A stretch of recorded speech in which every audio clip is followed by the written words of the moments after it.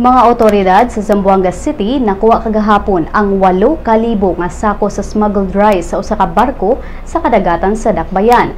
Matod sa mga tripulante sa barko, ang mga smuggled nga mga bugas nagkantidad og 6.4 million pesos gikan sa Sandakan, Sabah, Malaysia.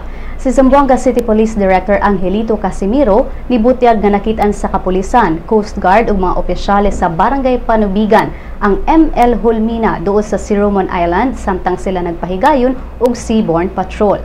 Ang Simoron o Siromon Island usa ka inhabited island sa rehiyon sa Zamboanga. Ning pagbalita gikatakdang i-turn over sa mga otoridad ang barko ug ang mga kargo niini ngadto sa Bureau of Customs alang sa dugang pang-investigasyon.